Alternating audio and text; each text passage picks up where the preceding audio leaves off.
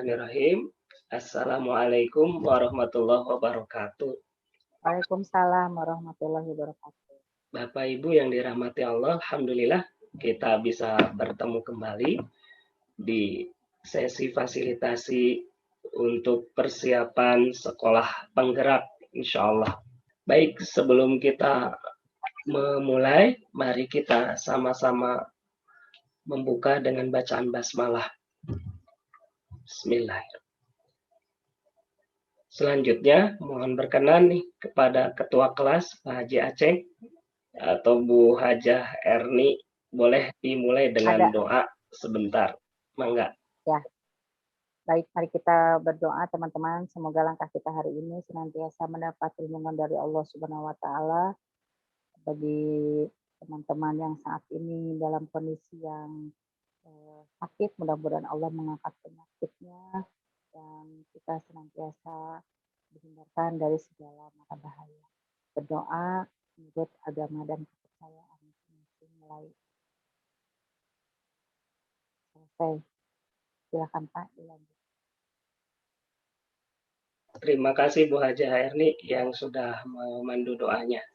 Bapak Ibu yang dirahmati Allah, ya di pertemuan sebelumnya kita sudah belajar tentang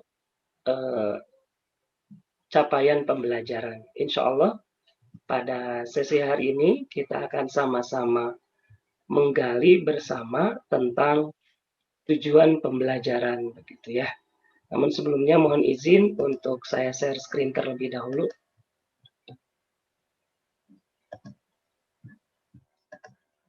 Apakah sudah nampak? Ada Pak, sudah.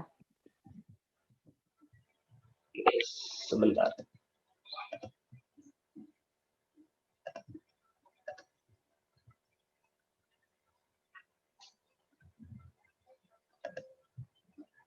Sebentar, ada kesalahan teknis.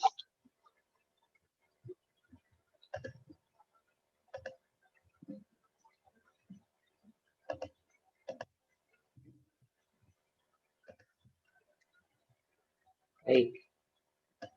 Nah, sebelumnya kita sudah sama-sama belajar tentang capaian pembelajaran, gitu ya. Nah, kemudian dilanjutkan tentang alur tujuan pembelajaran. Tentang konsep alur tujuan pembelajaran. Nah, sekarang kita akan belajar juga sama-sama berdiskusi tentang konsep tujuan pembelajaran.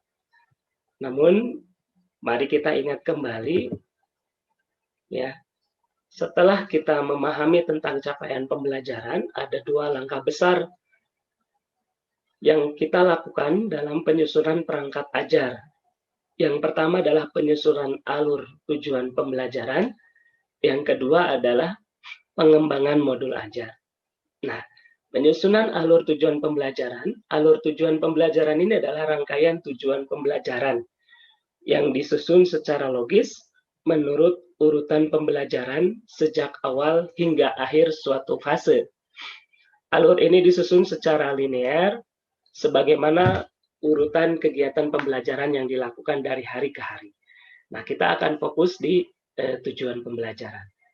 Baik, sebelum kita lanjutkan, mungkin dari Bu Hajah Erni atau Pak Haji Aceh bisa menjelaskan sebelumnya di kurikulum 13 dalam penyusunan tujuan pembelajaran biasanya ada kaidah-kaidah yang harus kita penuhi. Boleh disampaikan mungkin Bu Haji Erni? Iya, dalam kurikulum 2013 kita mengenal adanya kompetensi inti ya. Ada 4 kompetensi inti ya. Ada kompetensi spiritual, kompetensi sosial, ada kompetensi sikap dan sosial, ada kompetensi pengetahuan, ada kompetensi keterampilan. Ada 4. Nah, tujuan pembelajaran disusun itu berdasarkan saat itu kita akan mengurai yang mana, begitu ya. Kalau misalnya kompetensi spiritual dan sikap itu sudah tentu ada ya. Tapi dalam satu rencana pembelajaran biasanya tujuan pembelajaran diturunkan dari kompetensi inti pengetahuan atau KI 3 ya. Kemudian itu kompetensi pengetahuan atau kompetensi keterampilan. Diturunkan dari itu sehingga menjadi tujuan pembelajaran. Itu dari konsep 2013. Baik, terima kasih Bu Haji Erni. Tepuk tangan dong, Masya Allah. Luar biasa ya. Ya, betul sekali. Jadi tujuan pembelajaran sebelumnya itu diturunkan dari KI dan KD yang sudah ditetapkan begitu ya. Kalau KI tadi sudah disebutkan ada 4, namun yang kita fokuskan untuk jadi tujuan pembelajaran itu ada di kompetensi, keterampilan dan pengetahuannya saja. Nah, pada kesempatan ini di kurikulum operasional sekolah penggerak nantinya tujuan pembelajaran ini diturunkan dari capaian pembelajaran, begitu ya. Nah, apa itu tujuan pembelajaran? Tujuan pembelajaran merupakan deskripsi pencapaian 3 kompetensi sekaligus, gitu ya. Ada kompetensi pengetahuan, keterampilan, dan sikap yang diperoleh siswa dalam satu atau lebih kegiatan pembelajaran. Disusun secara kronologis berdasarkan urutan pembelajaran dari waktu ke waktu yang menjadi prasyarat menuju capaian pembelajaran. Nah, itu tentang tujuan pembelajaran. Rumusan tujuan pembelajaran pun tidak hanya mencakup tahapan kognitif, ya, mengingat, memahami, mengaplikasikan, dan seterusnya. Dan dimensi pengetahuan, baik itu faktual, konseptual, prosedural, metagognitif. Tetapi juga mengikut sertakan perilaku capaian seperti kecakapan hidup, gitu, ya, kritis, kreatif, komunikatif, dan kolaboratif, serta profil pelajar Pancasila. Nah, ini yang menjadi ruh ya di sekolah penggerak yang digagas oleh pemerintah saat ini, begitu.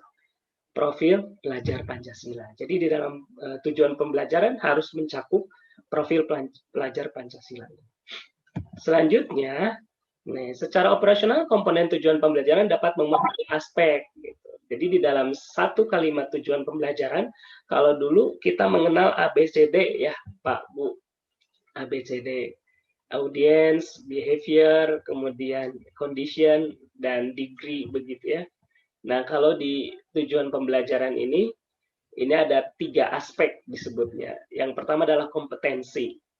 Adalah kemampuan yang dapat didemonstrasikan oleh siswa atau diaktualisasikan dalam bentuk produk atau kinerja, baik abstrak maupun konkret, yang menunjukkan siswa telah berhasil mencapai tujuan pembelajaran. Nah, biasanya menggunakan kata kerja operasional yang dapat diamati, sesuai dengan taksonomi Bloom ya, yang direvisi. Contohnya, peserta didik dapat menyajikan solusi untuk menangani perubahan kondisi alam di permukaan bumi akibat faktor manusia. Di sini kompetensinya adalah menyajikan, ya seperti itu. Kemudian aspek yang kedua yang harus muncul di konsep tujuan pembelajaran itu adalah konten. Konten ini adalah ilmu pengetahuan inti atau konsep utama yang diperoleh siswa melalui pemahaman selama proses pembelajaran di akhir suatu unit pembelajaran. Apa itu ilmu pengetahuan inti? Ya, ini yang harus dipahami di akhir satu unit pembelajaran, begitu ya. Jadi contoh perubahan kondisi alam di permukaan bumi akibat faktor manusia. Perubahan kondisi alam ini menjadi konten yang dipelajari. Ya, seperti itu. Yang ketiga adalah variasi. Variasi adalah sebuah keterampilan berpikir yang perlu dikuasai siswa untuk dapat mencapai tujuan pembelajaran. Nah, penggunaan keterampilan berpikir kritis, kreatif, dan tingkat tinggi seperti mengevaluasi, menganalisis, memprediksi, menciptakan, dan lain sebagainya. Gitu. Ini juga perlu dikuasai. Ya, gunakan keterampilan berpikir yang bervariasi, terutama HOT begitu. Contohnya, menganalisa hubungan antara kegiatan manusia dengan perubahan alam di permukaan bumi dan menarik kesimpulan. Jadi menganalisa maupun menarik kesimpulan ini bagian dari keterampilan berpikir HOT. Nah, 3 komponen tersebut harus dimuat di dalam tujuan pembelajaran. Yang pertama tadi adalah kompetensinya, yang kedua kontennya, dan yang ketiga adalah variasinya. Gitu. Baik, ini contoh. Contoh tujuan pembelajaran dengan memuat 3 aspek yang dijelaskan. Yang pertama, menjelaskan hukum Newton dengan menggunakan kata-kata sendiri dan menceritakan fenomena dalam keseharian yang menggambarkan hukum Newton. Mari kita lihat yang kuning itu adalah bagian dari kompetensi. Yang warna biru ini bagian dari konten yang diajarkan hukum Newton. Yang warna hijau menggunakan kata-kata sendiri, ini adalah variasi. Berpikir tingkat tinggi yang tadi disebutkan. Atau contoh yang kedua, merancang solusi untuk menyelesaikan permasalahan dalam bidang konservasi energi dalam skala rumah tangga. Merancang solusi ini bagian dari variasi. Menyelesaikan permasalahan itu adalah kompetensi, konservasi energi dalam skala rumah tangga ini adalah konten yang dipelajari. Nah, Bapak Ibu yang dirahmati Allah, alhamdulillah itu yang dibahas tentang konsep tujuan pembelajaran. Mari kita coba nih sama-sama nih ya, Pak Bu. Nih saya akan tampilkan capaian pembelajaran PAI fase D dari dimensi akhlak. Mungkin dari Bapak atau Ibu mau coba menyusunkan satu saja tujuan pembelajaran dari capaian pembelajaran ini. Boleh, silahkan siapa saja.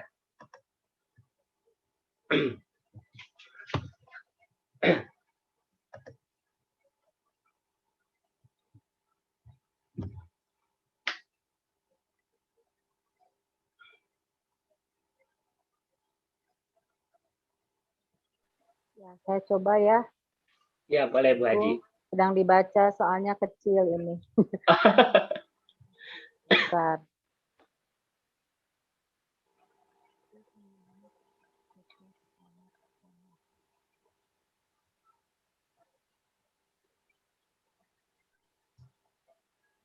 Ya.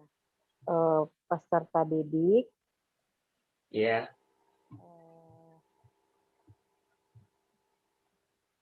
Mampu menjelaskan. Iya. Definisi toleransi dalam tradisi Islam. Maaf.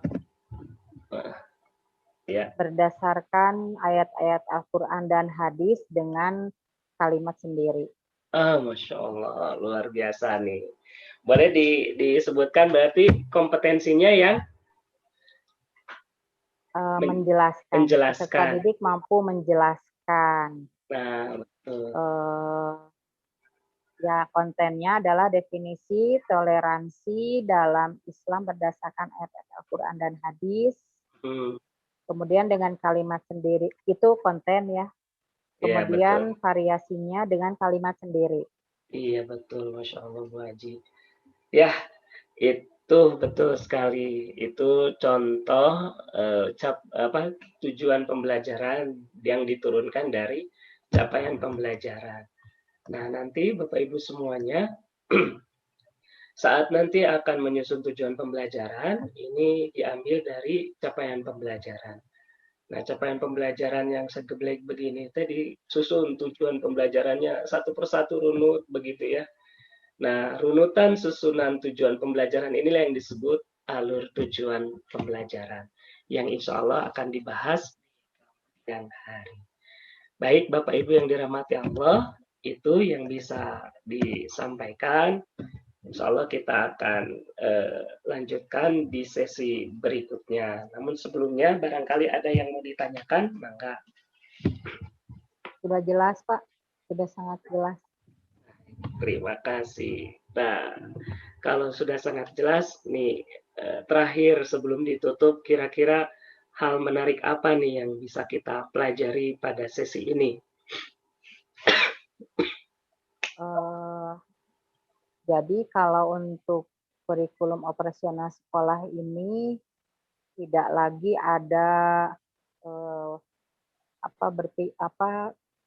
dipilah begitu ya antara kompetensi sikap, antara kompetensi pengetahuan dan keterampilan, sehingga itu membingungkan untuk membuat satu definisi untuk membuat satu tujuan ya dalam dalam belajarnya, karena terpisah begitu. Tapi ini dalam bisa sikap, pengetahuan dan keterampilan bisa langsung di dalam satu tujuan gitu, di dalam satu tujuan pembelajaran.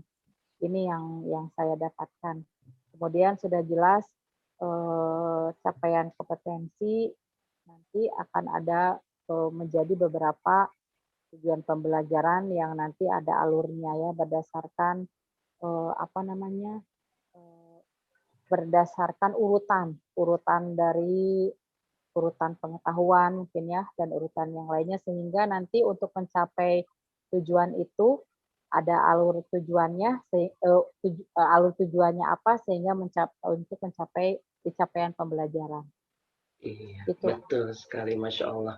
Alhamdulillah kita sudah sangat memahami sesi pembelajaran hari ini. Mudah-mudahan jadi ilmu yang bermanfaat dan kita bisa praktekkan saat nanti kita merancang kurikulum operasional di sekolah kita masing-masing, insya Allah.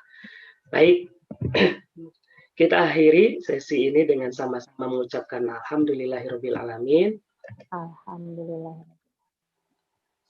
Terima kasih atas perhatiannya. Mohon maaf nih atas segala kekurangannya. Wabillahi taufiq wal hidayah. Assalamualaikum warahmatullahi wabarakatuh.